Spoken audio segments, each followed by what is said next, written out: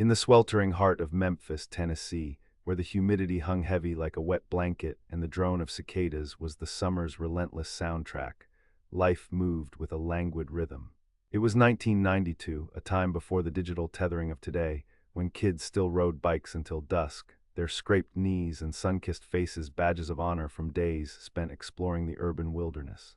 Among them was Ethan Riley, a bright-eyed 12-year-old with a shock of sandy blonde hair that perpetually fell into his eyes and a grin that could charm the paint off a fence. Ethan lived with his mother, Sarah, in a modest two-story house on Peach Creek Lane, nestled within a close-knit, working-class neighborhood where everyone knew everyone, or at least thought they did. Their home, like many others on the street, boasted a porch swing that creaked gently in the evening breeze, a testament to countless hours spent watching the world go by. Sarah, a single mother who worked long shifts at a local printing press, did her best to provide a stable, loving environment. Ethan was her world, a constant source of joy and at times typical preteen exasperation. His days were a familiar tapestry: school during the academic year, followed by summers filled with neighborhood baseball games in the dusty vacant lot at the end of their street, fishing expeditions in the muddy waters of the Mississippi, and countless hours lost in the labyrinthine aisles of the local comic book store, Heroes and Legends, on Summer Avenue. He was a regular there, known by the owner, Mr. Henderson, for his encyclopedic knowledge of X-Men lore and his uncanny ability to spot a first edition from a mile away. Ethan also had a particular affection for a small, intricately carved wooden bird, a gift from his late grandfather, which he kept on his bedside table, a silent guardian against the night's shadows. It was a unique piece, crudely beautiful, carved from a single piece of river birch and polished smooth by countless touches. The summer of '92, however, held a peculiar edge. Memphis was in the midst of a heat wave that seemed to press down on the city, making the asphalt shimmer and the air thick with the scent of honeysuckle and exhaust fumes. On a particularly oppressive Tuesday in early August, the air conditioning in the Riley home had decided to give up the ghost, leaving Sarah and Ethan to contend with the stifling heat. Ethan, ever resourceful, decided a trip to the local corner store, Pop's Pantry, for cold sodas and popsicles was in order. He promised his mom he'd be back before the 6 o'clock news, her usual signal for dinner. "Don't forget the grape ones for me, Mom," he called over his shoulder, his voice echoing with youthful exuberance as he grabbed his worn baseball cap and slipped out the screen door, letting it slap shut behind him.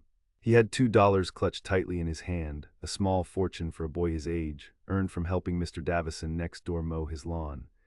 Sarah watched him go, a faint smile playing on her lips, a familiar pang of maternal affection warming her heart despite the heat.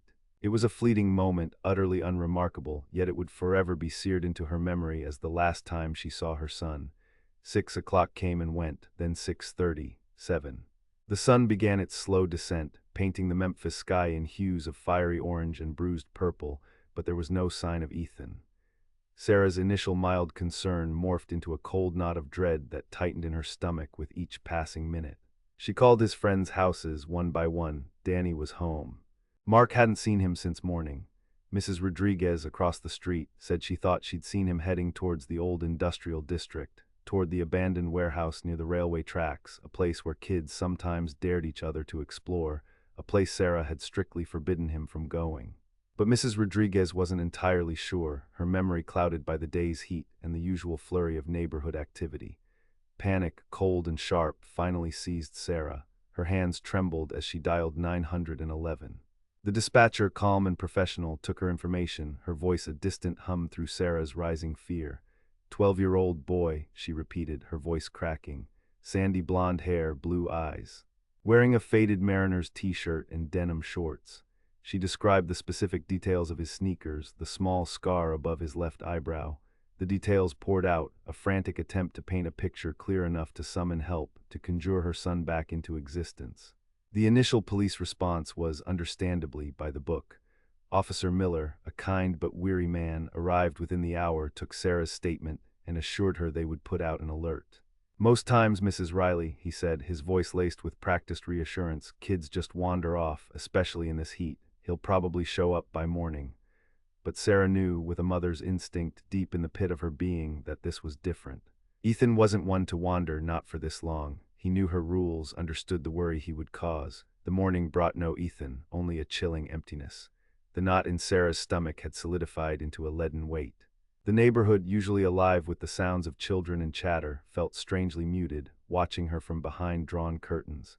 The police presence increased, but slowly, agonizingly so. Detective Harding, a grizzled veteran with kind eyes that had seen too much, was assigned to the case. He coordinated door-to-door inquiries, 9 units, and flyer distribution. Ethan's face, a smiling portrait from his 6th-grade school photo, suddenly plastered on every lamppost, every storefront, every bulletin board across Memphis, a ghost haunting the city's sun-baked streets. The initial hopeful tone of the officers quickly evaporated as days turned into a week, then 2. The investigation was thorough, yet frustratingly devoid of concrete leads. Every tip, every potential sighting, led to a dead end. The old industrial district, the one Mrs. Rodriguez vaguely mentioned, was searched but cursorily. It was a sprawling, dangerous area of derelict factories and warehouses, many structurally unsound, filled with years of discarded machinery and hazardous materials. The police resources were stretched thin, and without a specific reason to focus on one particular structure, a comprehensive sweep of the entire district was deemed impractical and too risky. They searched the immediate vicinity of his home, the park, the comic book store, the routes to Pop's pantry. Nothing. No discarded baseball cap, no dropped soda, no sign of a struggle. It was as if Ethan had simply vanished into the scorching Memphis air. Sarah's life became an agonizing loop of phone calls, interviews, and the heart-wrenching task of checking every flyer, every news report, clinging to any shred of hope. She walked the streets for hours, her voice hoarse from calling his name, her eyes scanning every face in the desperate hope of seeing his familiar features. The community rallied initially, organizing search parties, cooking meals for Sarah, offering words of comfort. But as weeks bled into months, the initial fervor dwindled. Life, as it cruelly does, moved on for everyone else. For Sarah, it stood still, frozen in that moment on Peach Creek Lane when her son had walked out the door. The empty chair at the dinner table, the unworn baseball glove on his dresser, the silent bedroom, each was a relentless torment, a gaping wound that refused to heal. Detective Harding, despite his best efforts, was forced to classify Ethan's case as a cold case. The files grew thick, filled with witness statements, search logs, and forensic reports that yielded nothing conclusive. The official report stated missing person, presumed abducted, but without evidence, without a body. It was a label that offered no solace, only an endless, aching uncertainty. Sarah refused to give up. She joined support groups for parents of missing children, attended conferences, and became an amateur sleuth, meticulously poring over maps, revisiting old theories, and harassing anyone who would listen to keep Ethan's name alive. Her grief was a tangible presence, a shadow that followed her every step, consuming her once vibrant spirit.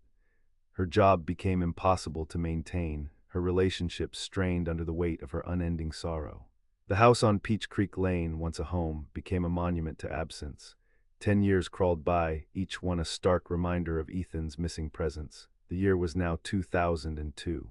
Technology had advanced, the world had changed, but for Sarah, time remained warped, her hope a flickering candle in a hurricane. Ethan, if he were alive, would be 22, a young man, perhaps a college student, or starting a career, instead of forever frozen as a 12-year-old boy in a faded school photo. The old industrial district, which had once been a symbol of Memphis's past economic might, had largely fallen into disrepair, a blight on the urban landscape. The city council finally approved a massive urban renewal project, aiming to transform the derelict factories into a sprawling community park, replete with green spaces, walking trails, and playgrounds. It was during the preliminary demolition phase in late October, a crisp autumn morning unlike the oppressive summer of '92, that the unthinkable happened. A crew from Memphis Demolition and Reclamation, led by foreman Roy Macmillan, was clearing out the interior of the old Dixie Steel Works plant, a cavernous, crumbling structure that had been shuttered for nearly 30 years. The building was a hazardous labyrinth of rusted machinery, collapsed ceilings, and debris-strewn floors. Mac, a no-nonsense man who'd seen his share of strange things in demolition, was overseeing a team dismantling a particularly stubborn section of conveyor belt near a severely degraded brick wall. One of his workers, a young man named Tommy, was prying loose a heavy rusted plate when he noticed something unusual. Behind the plate, concealed within a crude, hastily patched-up hole in the brickwork, was a small, almost perfectly preserved bundle wrapped in faded, sun-damaged plastic sheeting. It was tiny, no bigger than a lunchbox, Curiosity piqued, Tommy carefully pulled it free. The plastic, brittle with age, cracked and peeled away in his hands, revealing a small, crudely carved wooden bird. Its simple shape, the smooth, worn texture, was unmistakable. Alongside it, nestled within the folds of the plastic, was a faded, child's baseball cap, slightly squashed but recognizable. On the inside brim, barely legible but still there, were the hand-stitched initials. A wave of nausea washed over Macmillan as Tommy carefully placed the items in his outstretched palm. He remembered the missing boy from a decade ago, the flyers, the anguish that had gripped the city. This bird, he realized with a sickening lurch, was too specific, too unique. It matched the description from the old news reports, the one Sarah Riley had clutched to her heart in countless interviews. This was Ethan's bird. The site was immediately secured, a flurry of police vehicles, forensic vans, and crime scene tape quickly transforming the grim industrial landscape into a tense scene of renewed investigation. Detective Harding, now nearing retirement, his hair grayer, his face etched with deeper lines, was among the first to arrive. He felt a familiar, chilling sense of déjà vu, mingled with a profound ache of guilt and responsibility. The new lead detective on the case was Maria Monroe, a sharp, ambitious investigator who had been a rookie patrol officer in '92, witnessing the initial desperation surrounding Ethan's disappearance. She'd studied the cold case files, knowing the heartbreak it represented. The news reached Sarah Riley like a gut punch, simultaneously tearing open old wounds and offering a sliver of hope she hadn't dared to entertain in years.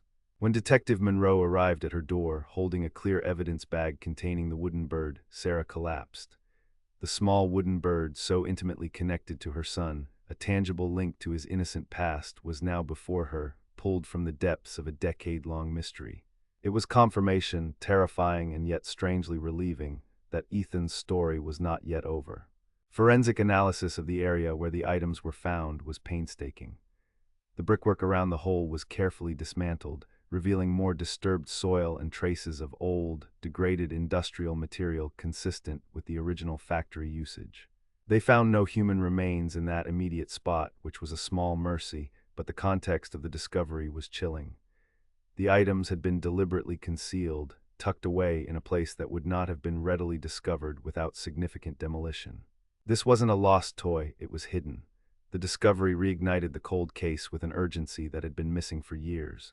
Detective Monroe and her team pored over the original files, re-interviewing old witnesses, many of whom had moved or passed away.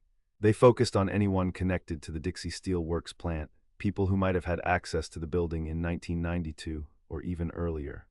The old no trespassing signs that had once adorned the perimeter were practically a joke back then. The building was known as a hangout for transients, a spot for illicit activities, and a dangerous playground for curious teenagers. The wooden bird and baseball cap themselves offered limited forensic evidence after a decade of exposure, but what they did yield was critical. Trace amounts of fibers unique to specific industrial fabrics were found on the inside of the cap, fibers not associated with Ethan's clothing, but potentially from someone who handled it, someone who worked in or had access to that specific type of machinery. Moreover, DNA profiling, which was far more advanced in 2002 than in 1992, was performed on minuscule biological samples recovered from the items. While not a full profile, it indicated the presence of an unknown male's DNA, distinct from Ethan's, offering a critical new lead. The focus shifted from the where to the who.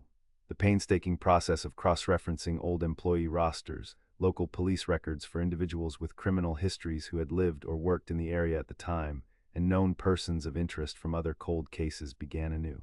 The implications of the discovery were stark. Ethan had been there in that abandoned building at some point after his disappearance. He hadn't just wandered off, he had been taken or lured to a place of concealment. The question remained whether he had been alive or deceased when he arrived. The carefully sealed hole suggested deliberate action, an attempt to hide evidence, or perhaps a desperate act of a boy trying to leave a sign. The reopened investigation brought renewed media attention, shining a harsh spotlight on Sarah Riley's enduring pain.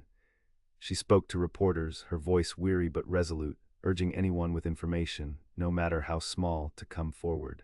The discovery had given her a renewed, agonizing sense of purpose, a fresh, painful burst of hope.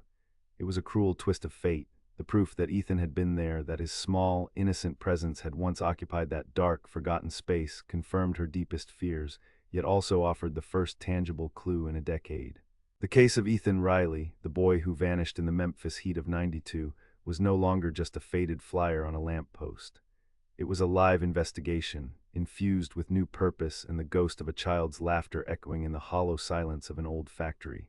The discovery of the wooden bird and the baseball cap didn't provide a neat resolution. Instead, it offered a chilling fragment of the truth, pulling the threads of a decade-old mystery from the dust and shadows. It confirmed a location, hinted at a struggle, and most importantly, gave a mother a renewed, albeit painful, reason to believe that the full story of her son's disappearance might one day finally surface, piece by agonizing piece, from the depths of the past. The shadows of Dixie Steel Works held secrets, and after 10 long years, one small wooden bird had finally begun to sing them. The path ahead for Detective Monroe and for Sarah Riley was still arduous, fraught with the uncertainty inherent in cold cases, but they now had a direction, a sliver of light piercing the decade of darkness, demanding that Memphis remember Ethan Riley and justice finally be served.